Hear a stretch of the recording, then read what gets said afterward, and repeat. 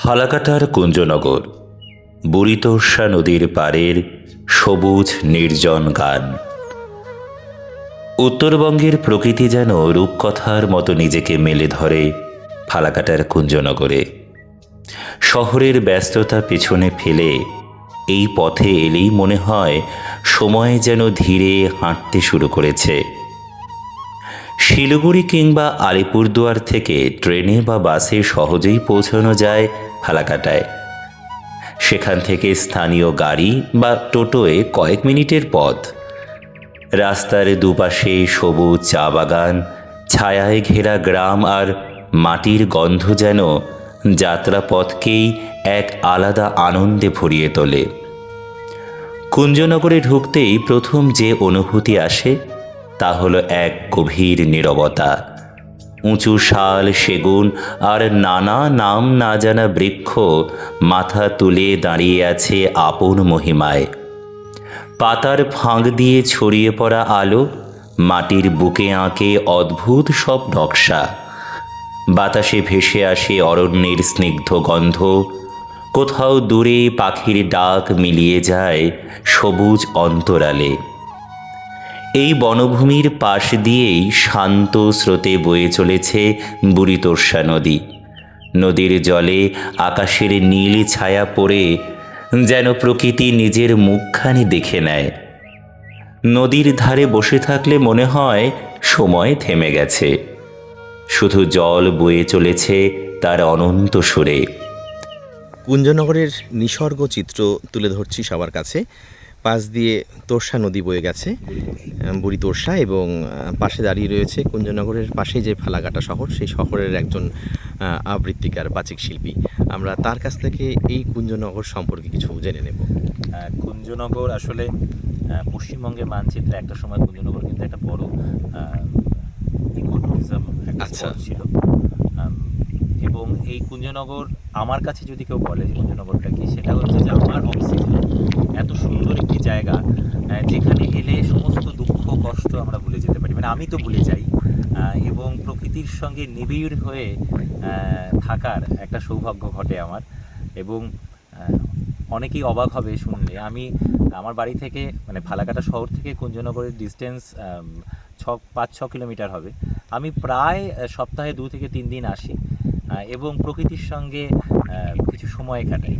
আর এখানে যখন চুপ করে থাকি তখন যে কত রকমের সাউন্ড শোনা যায়, এবং এই যে নদীটি বয়ে যাচ্ছে তার যে মানে শব্দ, সেটা এখন কলকল করে শব্দ কিন্তু হচ্ছে করে যাচ্ছে। এবং এই হাওয়া, এটারও যে একটা সাউন্ড, এবং প্রকৃতির যে বিভিন্ন রকমের সাউন্ড, পাখিদের সাউন্ড। আজকে আমাদের দুর্ভাগ্যবশত আমরা এই মুহূর্তে এখনও শুনতে পাইনি যে ময়ূরের ডাক আর কি, কিন্তু এখানে ময়ূর এত সুন্দর ডাকে। অনেকেই বলে ময়ূর ডাক খারাপ, ভালো লাগে না, কিন্তু এটা যে কত সুন্দর। আর এখানে যেটা ব্যাপার সেটা হচ্ছে যে এটা কোর ফরেস্ট। একটু দেখলে এই জায়গাটা কোর ফরেস্ট, এবং ওখান থেকে হাতি দল কিন্তু রাতের দিকে এদিকে আসে। আচ্ছা। এবং শুধু আসে নয়, এখানে আমাদের সম্প্রতি কিছু ঘটনা ঘটেছে যে হামলা চালিয়েছে। যখন শস্য হয় তখন তারা শস্য কেটে আসে। হরিণ তো প্রচুর আছে, বিকেলের দিকে এলে দেখতে পাওয়া যাবে। আর হচ্ছে খুব সুন্দর গন্ডারও আসে, ওই পাশটাতে গন্ডার আসে আচ্ছা, জল খেতে। সব মিলিয়ে কুঞ্জনগর প্রকৃতির সঙ্গে একসঙ্গে, যদি কেউ প্রকৃতিকে ভালোবাসে, নিবিড়ভাবে ভালোবাসে, তাহলে কুঞ্জনগর তো আসতেই হবে। একদম একদম ধন্যবাদ। আমরা এতক্ষণ শুনলাম ফালাকাটার অন্যতম বাচিক শিল্পী পলাশদের অনুভব। ঠিক আছে, এবার দর্শকবৃন্দকে বলবো, যদি আপনারা আসেন কখনো কুঞ্জনগর ঘুরতে, অবশ্যই এই নদীর পাশে এসে একটু দাঁড়াবেন। দেখবেন প্রকৃতির নিবিড় অন্দরমহলে কীভাবে আপনি ধীরে ধীরে প্রবেশ করছেন। দিনের আলো ফুরিয়ে এলে ফেরার ডাক আসে, কিন্তু মন পড়ে থাকে কুঞ্জনগরের স্নিগ্ধ ছায়ায়, বুড়িতোর্সা নদীর স্নিগ্ধ জলে।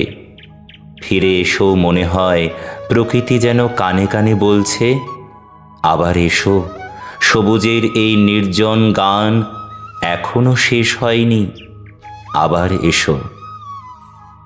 আচ্ছা পলাশ, বলছি জায়গাটা তো ভীষণ ভালো লাগলো, কুঞ্জবন নামের সঙ্গে জায়গাটাও একদম যেন মিলেমিশে একাকার হয়ে গেছে। এত সৌন্দর্য। সবুজ আর সবে মাত্র মনে হয় যেন বর্ষা থেকে স্নান করে উঠেছে। তো তোমার কেমন লাগার জায়গা এটা? অক্সিজেন ছাড়া মানুষ বাঁচে না। আমি এখানে অক্সিজেন নিতে আসি। আসলে আমার মনে হয় যে আমাদের চাওয়া পাওয়া, ভালো লাগা, মন্দ লাগা, এই যে সমস্ত আমাদের যে জীবনটা, এই জীবনের সব কিছু যেন সবুজের মধ্যে মিলিয়ে যায়। মানে সবুজের কাছে এলে কিছুই চাওয়া পাওয়ার কিছুই থাকে না, শুধু সৌন্দর্য আস্বাদন ছাড়া কিছুই থাকে না। একদম। এবং আমার এটা খুব পছন্দের জায়গা কুঞ্জনগর। আচ্ছা, এর অবস্থানটা সম্পর্কে একটু বলবে? এটা হচ্ছে আলিপুরদুয়ার জেলার ফালাকাটা যে ব্লক, সেই ফালাকাটা ব্লক থেকে, মানে ফালাকাটা যে শহর থেকে 5 কিলোমিটার দূরেই অবস্থিত। ফালাকাটা ব্লকের মধ্যেই পড়ে এই জায়গাটা। এখানে কি কোর ফরেস্টও আছে? হ্যাঁ, একদম। ওই যে ওই পাশটা একটু দেখালেন। আচ্ছা, এটা একদম কোর ফরেস্ট। এবং এই অংশটা আমরা যেখানে আছি সেই জায়গাটাতে মানে হাতি তো আসেই, নিয়মিত আসে। হ্যাঁ একদম। এবং শুধু আসে না, সম্প্রতি কিছু ঘটনা ঘটেছে যে সেখানে আক্রমণ করেছে, হাতির হামলা হয়েছে। আর যখন শস্য হয় তখন ওরা বন থেকে বাইরে আসে, ওই জন্য তার দেওয়া আছে। তার দেওয়া আছে। আর হচ্ছে প্রচুর পরিমাণে হরিণ আছে।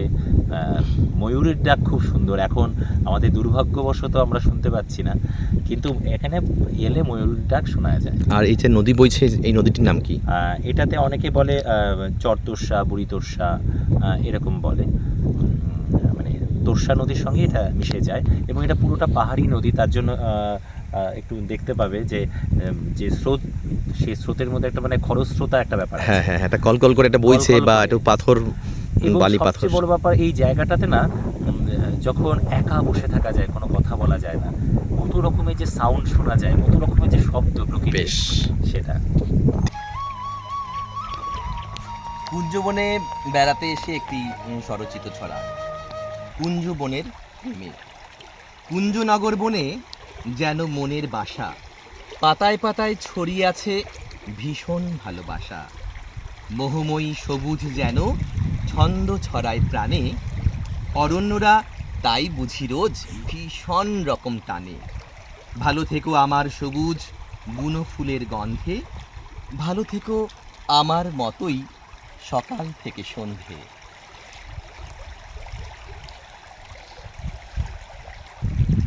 মোহময়ী সবুজ যেন ছন্দ ছড়ায় প্রাণে, অরণ্যরা তাই বুঝি রোজ ভীষণ রকম টানে।